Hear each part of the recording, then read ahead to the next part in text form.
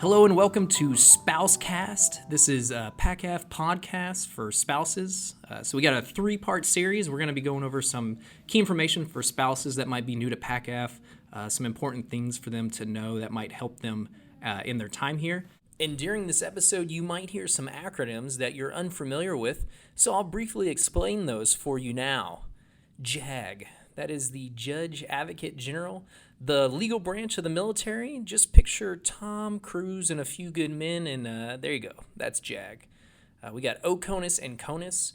That just stands for, OCONUS would stand for outside the continental U.S., and CONUS is continental U.S., so it's just a different way of saying overseas or stateside. We have readiness. That's being primed, prepared, and available for full spectrum combat at a moment's notice. And finally, First Sergeant. That is the person responsible for the morale, welfare, and conduct of all the enlisted members in a squadron. And for our first episode today, we're going to be talking about key spouses, and I'm here with Kelly Kostrubala. Did I say that right? That's correct. I nailed it. And she is a key spouse mentor. Yes, I am. And so my first question is just, can you go a little bit in detail about what the Key Spouse program is? Okay, fantastic. Well, the Key Spouse program really just provides resources for spouses and for airmen and their families in general within the squadron. That's our primary goal, is to make sure that everything that typically like an AFRC here, that we have at Joint Base Pearl Harbor Hickam, we have the Military Family Support Center, like our AFRC. They offer a ton of resources for our spouses. Sometimes we have spouses that need JAG help or who have domestic issues at home that they need to be able to be put in touch with our first sergeant. So there's a lot of people who need to be connected and they don't know how to necessarily find the resources that the Air Force offers us. So to do that, Key Spouses try to stay up on that knowledge and know who to contact so that we can get our spouses in contact with those people. So that's our primary goal. Second, nobody wants to come to us for resources if they don't know us. So we spend, particularly in our squadron, we've kind of made a mission under the commander's directive to build connectiveness between the families within the squadron and the spouses. So that way when they need somebody, they know who to turn to and they feel comfortable talking to that person. I mean, many spouses have gotten a phone call and they look at that number on their cell phone. They're like, don't know that person, ignore. And really that person could be a key spouse calling to offer them help. But if they don't know them, they don't know the number, they're less likely to pick up the phone. So why do you think the Key Spouse program matters? Like, because I know there's probably a lot of spouses that come in, they're like, oh, I don't want anything to do with it. Maybe they don't really know what it is, or they're like, oh, what's the importance of that? So what would you say to those people? Like, how does it affect airmen, and why does it matter? Well, the official Air Force answer is that it's going to help readiness. And The way that it helps readiness is, I know for my husband, if he comes home and he doesn't have a supportive environment, then he feels kind of defeated, and then he's going to carry that back into work in some capacity. And so I don't want that for him. So I need to be able to be at my best. My kids need to be at their best so that we can be a supportive family for just the entire Air Force lifestyle. So therefore, Key Spouses provide that to be able to provide support for families that need it. Here we're in an OCONUS location, very far from families for a lot of the families in our squadron, and a lot of people coming in don't have friends or a built-in network. So the first thing that we try to do is show up at the newcomers briefing to say, if you need people, we'll be your first friends. I always tell the new airmen who are coming in, I say, okay, if you have a spouse or significant other and they're looking for friends, I would hate to see on a Facebook forum them asking for friends just out within the community before first looking in the squadron. I said, now they may not like any of us, but and then feel free, go look someplace else. But give us a chance. But we have between 300 and 400 people in our squadrons. That's a lot of spouses that we have, right? So there's got to be somebody that you might connect with. And the best thing we see in the squadron is when one of the people in our squadron posts on Facebook and I see them on a pontoon boat at the sandbar, and there's 10 or 15 spouses from the squadron all together at a not squadron function. And that's exactly what the program's partially there for, is to connect people to help them find their community. And if we can be that community, awesome. And you don't have to be a key spouse to do that, but the more people you know, the more you can say, hey, I know, if it's a female spouse, I know another mom who has, 3 little girls about your little girl's age. You guys might want to get together for a play date. Let me give you her contact information and hook them up. Many spouses have questions about schools for kids. A lot goes back to kids when you're in that, primary age of having lots of children. And then we've also had spouses as young as 17 coming in fresh out of, coming out of high school, and they need people, they need to find they don't want a 38-year-old coming in and be like, hey, let's go out to get coffee. And they're like, yeah, no. Right. They're looking, who else is, between 17 and 21 that I can go hang out with and connect with, and that's in my right age group. And so trying to find those people to connect together is really important. So do you have any personal situations that you have found yourself in where the Key Spouse has helped you, the program has helped you personally, or situations that you've helped other people in through the program? Well, coming into this program, my husband's currently the commander in the squadron, so I was kind of thrown into this Key Spouse program, where in the past I got the opportunity just to volunteer. But for me, I find that as we're going to be PCSing soon and moving out of this role, that I have been so lucky to get to be thrown in right away, because it gave me a built-in network of people, which is already there, but sometimes it's more intimidating when you have to go look for it. And so for me personally, I found it from the Key Spouses that were already in the squadron. We showed up and they were just like, hey, this is what we've got going on, and we've got this social coming up, and we'd love for you to come to it. So for me, it was just throw me right in, and I was ready to accept all of it. Now, other spouses aren't like that. They come in, they hear about everything that's going on, but they're like, give me my space. Right. I need a month or two. Let me breathe a little. Exactly. Yeah. But what we have found is that showing up again for our newcomers, sometimes we go and knock on their hotel room door, because many people don't have houses for a couple of months when they get here. Showing up at their hotel room door and saying, hey, we know you may only have one car right now, but you can hop in my car, and if you want to go to the social with me, I'd be happy to take you. But here, I'm a face to a name.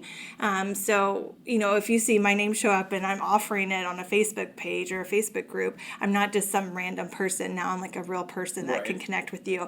And that has helped some of our spouses kind of get connected right from the get-go, which I feel like it's really important. The longer you are in and you feel like nobody's reached out to you, the more resistant you are to get connected within that squadron. So the earlier we can do that outreach and make a connection is better.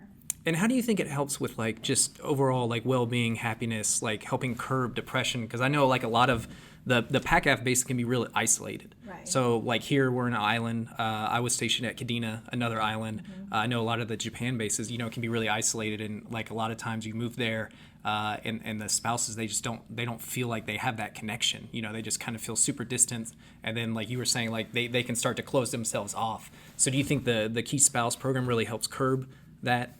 Yes, definitely. Our squadron is not part of the main wing here, so all of the squadrons within our wing are at different bases throughout the Pacific. So we have that exact problem. We don't even have a wing to connect with or a group to connect with to be able to have more squadrons around us. So not only the spouses, but all of the military members who are working and civilians that are working with us, they're all isolated too in that aspect, that they don't have other people outside of that to connect specifically with. So we've really tried to create our Ohana, as we call it here in Hawaii, our family. And so even through our Facebook group that we've really worked to build to be an interactive social media network for all of our squadron, not just our spouses, so that everybody feels they have an option of a way to connect. Because as you said, with depression that can come in any of these situations, a lot of times, I'm sure not always, but a lot of times in research shows that people who are not connected with other people are more likely to fall into situations where they feel more depressed or have thoughts of harming themselves or others. Social animals. Yeah, exactly. We need it. And so what we've found is that particularly with our younger spouses, I don't think that I'm that old, but when you get when you're under 25, priorities are different, right? And your outlook is different, and it's harder because they've grown up in more of a social media world. Right. It's been a little bit harder to get out the door sometimes, and I think social anxiety has kind of built up some. So that's why we focused on building a social media presence that's very strong, doing things like Facebook Lives and video watch parties and interactive polls and questions, posting pictures, and just anything that we can do that's media related to make people feel like they can start to get connected and feel comfortable with people in the squadron before they actually meet them in real life.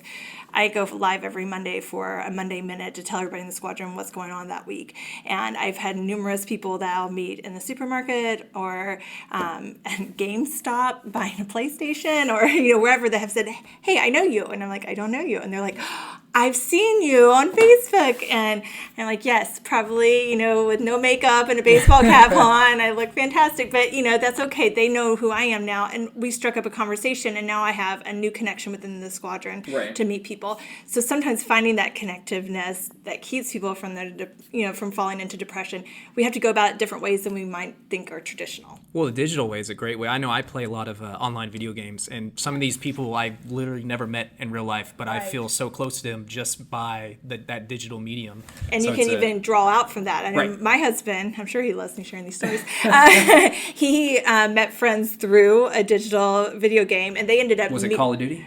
No, it was not that one. But they ended up meeting up and going on a camping float trip. And we ended up going to some of the guys' weddings and all the stuff that... How would we have met these people except for, through a social media interactive connectedness world? So I think that we have to make sure our Key Spouse program is continuing to evolve to meet the needs of our spouses and the families. And I keep saying families because we have so many single airmen who have children, or who have significant others that are not necessarily a spouse that they live with, or they're really strongly connected with in some way. And so for our squadron, we really try to make sure that we say, if you're single and you brought all your kids along, we want you showing up at things with your kids. Just because you're not the spouse in the situation, you're the military member, you should be there too, when your schedule allows. So just always trying to make sure that the whole family unit, in whatever capacity that is connected. And how, if someone wanted to be a Key Spouse, is there a process for becoming one? Yes, typically the commander and the first sergeant do some type of interview process to determine if it's a good fit for the squadron, just for the unit specifically. I know in our squadron, we are constantly having to rotate through because PCS has happened and we lose people. So right now, we've had a great group of 6 women who have been Key Spouses, and we've got 3 that are PCSing, and so we're going to need to bring some new people on. So a lot of times it has to be word of mouth because it's a responsibility. It's a volunteer responsibility, and it has some different roles and time commitments associated with it. So, word of mouth says, hey, I'm doing this. This is what, I've been committed to so far. I think you would be a good fit for it. But, we also try to advertise to let people know, we're looking for people right now.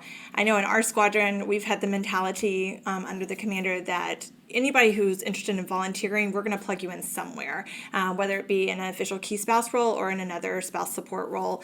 We want you. Trying to find the best fit for exactly. each. Yeah. So sometimes Key Spouse is not necessarily the best role based on time commitments, but it just depends on the individual and where they can, fit. And the squadron commander and the first sergeant are great resources to be able to find that fit. And what's been your favorite part about being Key Spouse? Oh, the friendships. I mean, just hands down, and just being able to connect with the entire squadron.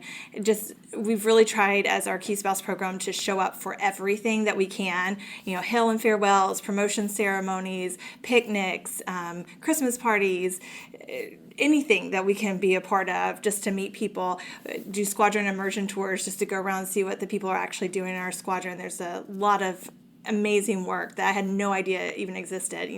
My husband comes on, what do you do all day?